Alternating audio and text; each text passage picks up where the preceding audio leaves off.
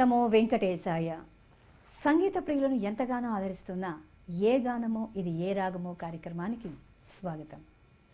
త్రికరణ శుద్ధిగా చేసిన పనులను దేవుడు మెచ్చును లోకము మెచ్చును అన్న మాటను సార్థకత చేశారు మాతృశ్రీ తరిగొండ వెంగమాంబ గారు. తరిగొండ నృసింహునిపై అలాగే తిరుమల శ్రీవారిపై అనన్యమైన భక్తితో ఎన్నో కీర్తనలు రచించి భక్తుల మదిలో సుస్థిర స్థానాన్ని సంపాదించుకున్న ఆ మాతృమూర్తిని మనసారా స్మరించుకుంటూ ఈనాటి కార్యక్రమాన్ని ప్రారంభిస్తాం. తరిగొండ వెంగమాంబ ధన్య చరితము, తరిగొండ వెంగమాంబ ధన్య చరితము, పరమ భక్తి సుధాభరితము. శ్రీ వెంకటేశునికే చిత్తమునర్పించి, శ్రీ వెంకటేశునికే చిత్తమునర్పించి తన బ్రతుకే ముత్యాల హారతి చేసి అర్చించిన తరిగొండ వెంగమాంబ ధన్య చరితము, పరమ భక్తి సుధాభరితము. ఈనాటి కార్యక్రమంలో ప్రముఖ సాహితీవేత్త స్వరకర్త డాక్టర్ సాయికృష్ణ యాచంద్ర గారు ఉన్నారు. వారికి మీ అందరి తరపున స్వాగతం పలుకుతున్నాం. నమస్కారం అండి గురువు గారు. నమస్కారం. గురువు గారు గత భాగంలో రుక్మిణి కళ్యాణం గురించిన అంశాలను వివరించారు. మరి ఈ వారం ఏం తెలియజేస్తారో చెప్పండి. గత వారం మనం ప్రస్తావించిన రుక్మిణి కళ్యాణ ఘట్టాలు కొనసాగింపుగా ఈ భాగంలో మనం చెప్పుకుంటామండి. గతంలో మనం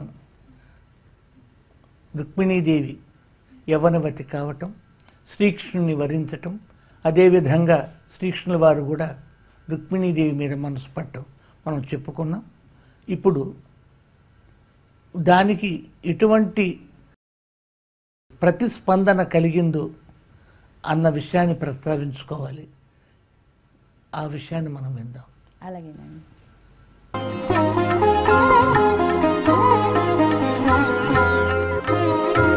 బాంధవులు మాధవునకు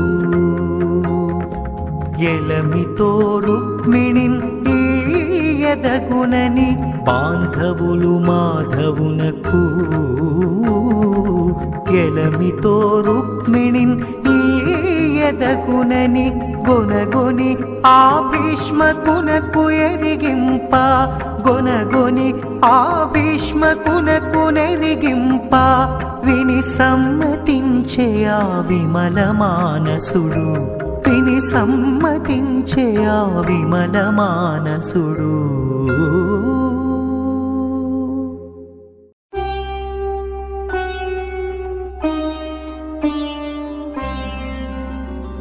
అది ఎల్ల విని రుక్మి ఆగ్రహం బెసగా,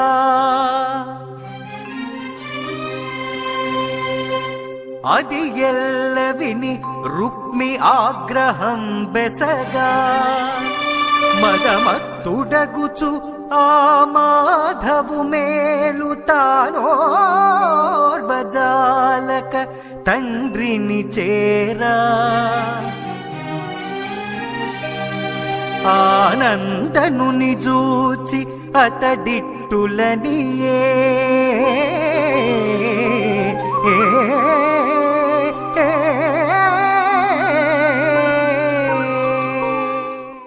చెప్పండి గురువు గారు, ఇది కూడా ఏ రాగంలో మీరు? షణ్ముఖ ప్రియ రాగం అండి. రుక్మి అంటే రుక్మిణీదేవి సోదరుడు. ఆయన శ్రీకృష్ణుల వారి గురించి ఆయన తక్కువగా భావించాడు. దీనికి కారణం ఏమిటంటే ఆయన మిత్రులు శిశుపాలుడు, జరాసంధాదులందరూ కూడా కృష్ణుని ఔన్నత్యాన్ని, కృష్ణుని గొప్పతనాన్ని వారు గ్రహించలేకపోయారు, మెచ్చుకోలేకపోయారు. వారు ఎప్పుడు శ్రీకృష్ణుని వారిని తక్కువగా తలపోసారు. అందుకే వారు దుర్మరణం పాలయ్యారు కూడా. వీరి ప్రభావం చేత రుక్మి కూడా, అంటే స్నేహితుల మాట వింటారు కాబట్టి ఈ రుక్మి కూడా అందరూ ఏ విధంగా భావించి రుక్మిణీదేవిని కృష్ణుల వారికి ఇవ్వవలసిందిగా భావించి భీష్మకులకి తెలియచేశారు. కాబట్టి నువ్వు ఏ విధంగా మా నా అమ్మాయిని, మా చెల్లెల్ని, మా అనుగు చెల్లెల్ని మాకు ఇష్టం లేని కృష్ణుడికి ఇస్తావు, ఆయన దానికి వ్యతిరేకత వెల్లడించాడు. రుక్మిణి దేవిని కృష్ణుడికి ఇవ్వటం నాకు ఇష్టం లేదు అన్న విధంగా ఆయన పోకడ ఉన్నది. అది చూసి భీష్మకుడు ఏమన్నాడో ఇప్పుడు మనం గ్రహిస్తాం.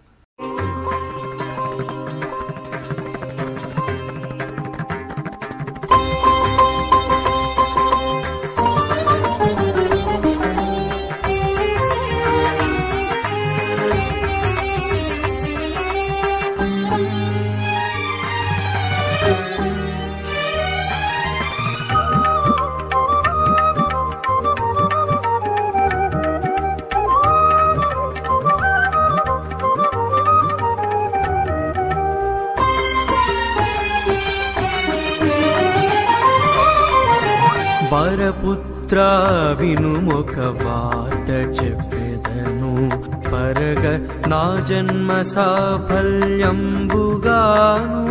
వరపుత్ర వినుమొక వార్త చెప్పెదను, పరగ నా జన్మ సాఫల్యంబుగాను.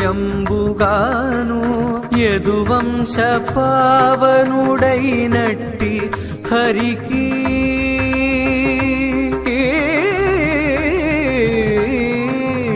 వంశ పావనుడైనట్టి హరికి ముదమొప్పనిత్తు నీ ముద్దు చెల్లెలిని.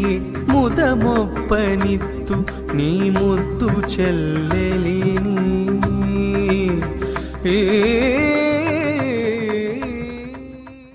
గురువుగారు, భీష్మకుడి భావన ఏంటో వివరించండి.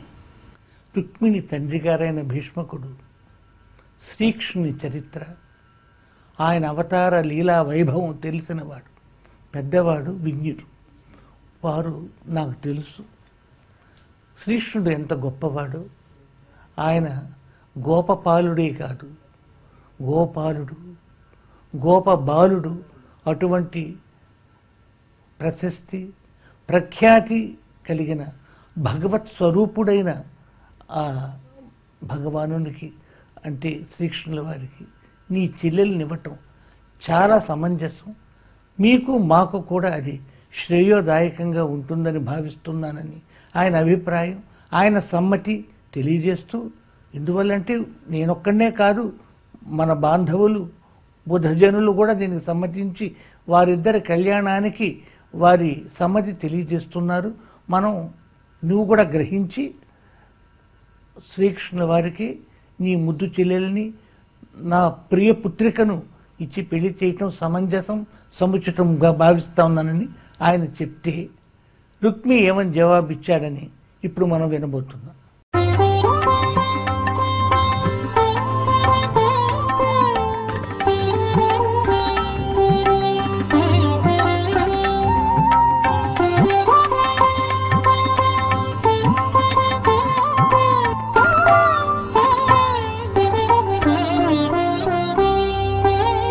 పసిడి బొమ్మను తెచ్చి పశుల కాపరికి కుశలంబనుచునీయ కుతుకముందెదవు.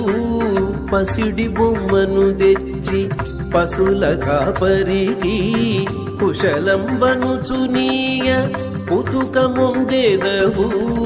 తెలివిలేకి వెన్ని తెలిపిన గాని చెలగి కృష్ణునకు నా చెల్లెలి నీను. తెలివిలేకి వెన్ని తెలిపిన గాని చెలగి కృష్ణునకు నా చెల్లెలి నీను. ఏ విధంబుననైనా ఏను బాలికను పవనుండగు శిశుపాలునకిత్తు. ఏ విధంబుననైనా ఏను బాలికను పవనుండగు శిశుపాలునకిత్తు.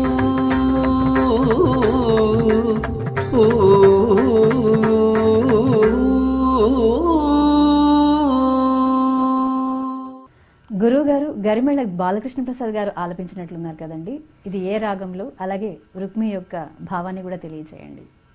రుక్మి ఏ విధంగా స్పందించాడు అని చెప్పటానికి అఠాణా రాగాన్ని స్వీకరించి పెద్దలు బాలకృష్ణ ప్రసాద్ గారు పాడితే ఈ కర్ణాటక సంబంధమైన రాగం బాగుంటుందని వారి చేత పాడించడం జరిగింది. ఇక్కడ పాత్రలు ప్రధానం. ఒక్కొక్క పాత్రకి ఒక్కొక్క గళం ఉంటేనే ఆ వైవిధ్యం ఉంటుంది. రుక్మిణికి గురించి చెప్పేటప్పుడు రుక్మిణి పాత్రకు ఒక కంఠం, కృష్ణుల వారికి ఒక కంఠం, సూత్రధారికి ఒక కంఠం, రుక్మిణి అన్నగారైన రుక్మికి ఒక కంఠం ఉంది. ఇక్కడ ఏమిటి సందర్భం అంటే, నేను నా చెల్లెల్ని, నా అనుగు చెల్లెల్ని కృష్ణుల వారికి ఇవ్వను, నాకు ఇష్టం లేదు. ఎవరికి ఇద్దాం? శిశుపాలునికి ఇద్దాం. ఈయన మిత్రుడు శిశుపాలుడు. ఆయన కృష్ణుని మేనత్త కొడుకైన ఆయన కృష్ణుడికి మైత్రీ బంధం లేనివాడు. ఒకవేళ బంధుత్వం ఉండొచ్చు కానీ మైత్రీ బంధం లేనివాడు. వాళ్ళకి ఇవ్వాలని అంటే అది శత్రు కూటమి.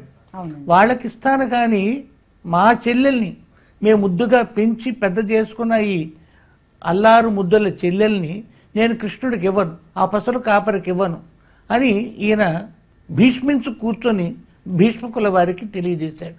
ఆ సందర్భం ఇప్పుడు మీరు ఆ రుక్మి సమాధానం మనం విన్నామండి. తరువాత ఏం జరగబోతుందో విందాం, అలాగే తర్వాత ముచ్చటించుకుందాం.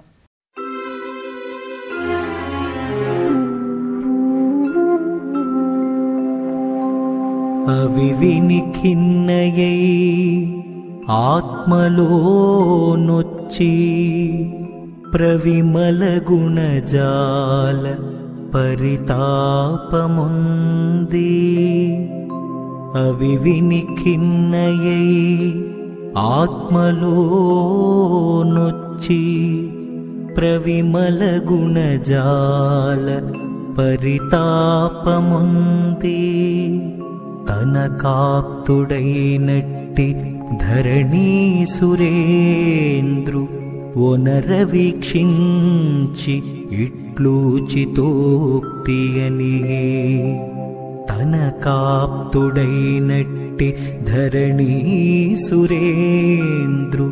ఒనర వీక్షించి ఇట్లూచితోక్తి అనియే. ఏదో విచారంతో పలికిన మాటలాగా ఉన్నాయి సార్. ఇది ఏ సందర్భం? ఇక్కడ ఏంటంటే అండి, తండ్రి అయిన భీష్మకుడు సమ్మతించటం, దానికి ఆ పసుల కాపరికి నా చెల్లెలు పసిడి బొమ్మను ఎలా ఇస్తామని తన సోదరుడు రుక్మి నివారించటం విన్న రుక్మిణీదేవి ఎంతో బాధతో, నేనేమో కృష్ణుల వారిని వరించాలని ఆయనపైనే మనసు నిలుపుకున్నాను, నా కలలన్నీ కూడా ఆయన్ని కళ్యాణం చేసుకోవాలని నేను భావిస్తున్నాను, అటువంటి దానికి మా అన్న ఈ విధంగా వారించటం ఏమిటి, ఈ కళ్యాణ ఘట్టాన్ని నివారించటం ఏమిటని ఆమె భావించి బాధతో సంతప్త హృదయంతో ఆమె ఏమని అనుకున్నది అని చెప్తూ, ఇంకొక విషయం, ఆమె కృష్ణుల వారికి సందేశం పంపాలి. ఈ రుక్మిణి సందేశం చాలా గొప్పమైన విషయం. ఆమెకు ఎవరైతే గురువులుగా ఉన్నారో అగ్నిద్యోతనుడు అన్న విప్రవరేణ్యుణ్ణి పిలిపించి, ఆమె గురువు అన్నమాట, ఆమెకి విద్యాబుద్ధులు నేర్పిన ఆ గురువరేణ్యుణ్ణి పిలిపించి ఆమె మనసు ఎరిగించి, స్వామి గురుదేవ, నా మనసు తెలుసుకుని నా విన్నపంగా కృష్ణుల వారికి నా విన్నపాన్ని విన్నవించండి, ఆమె బాధను ఆవేదనను ఆమె ప్రణయావేశాన్ని కూడా కృష్ణుల వారికి తెలియజేయమని చెప్పటమే ఇక్కడ సందర్భం. మనం వినబోయే ఈ ఖండికను కూడా సూత్రధారిణి పాత్రలో పవన్ గారి ఆలపించారు.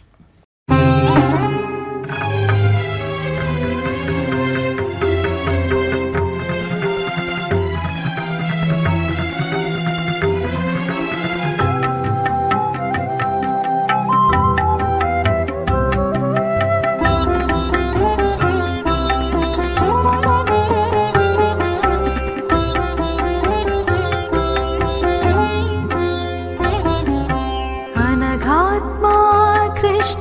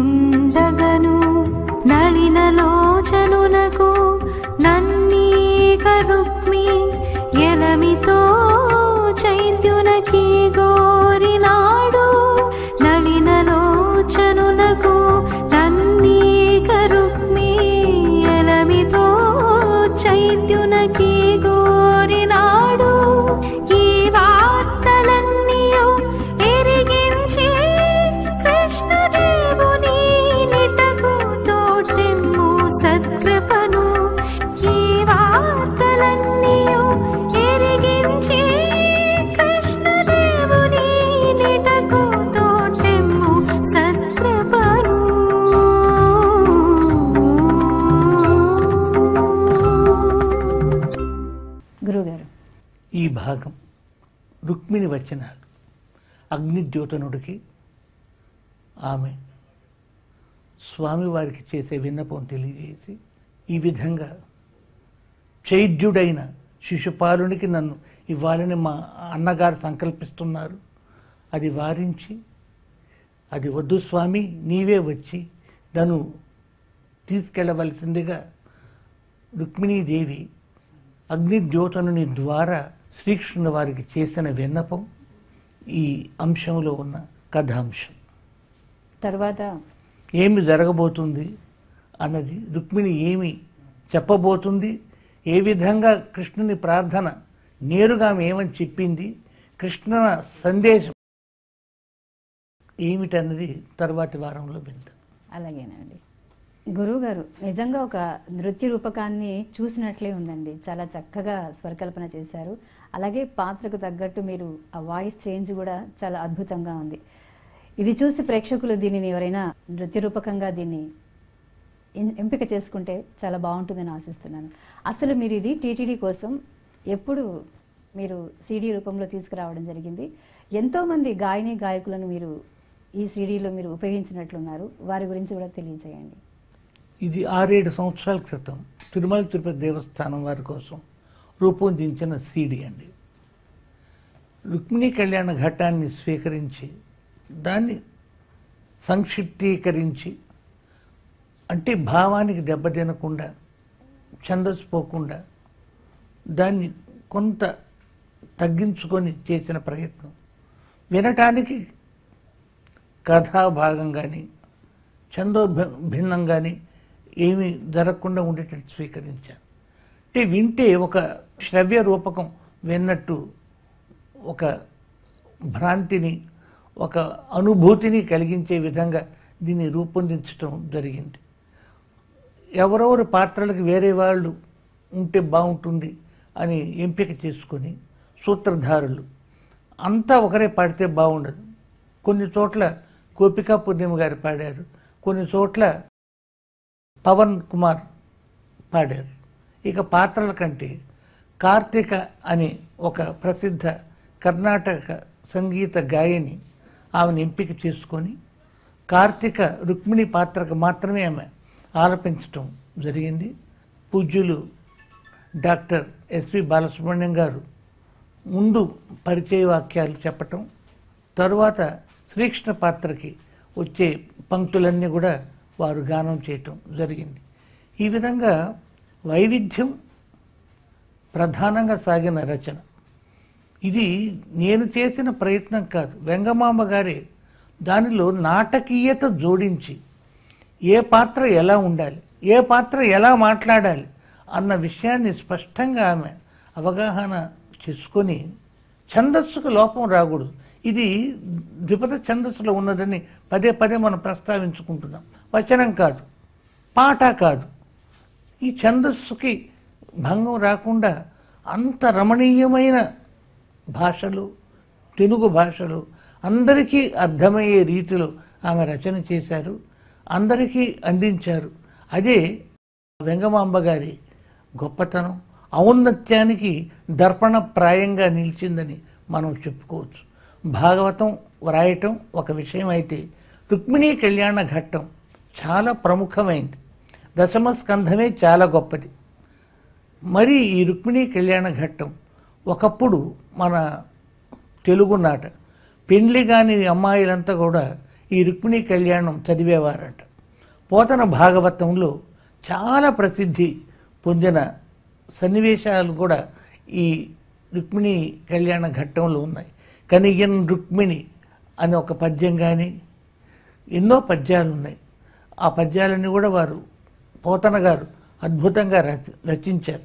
ఆ పోతన భాగవతాన్ని అనుసరిస్తూ ఈమె ఆ భావాన్ని స్వీకరిస్తూ మరింత సులభతరంగా అందించారు.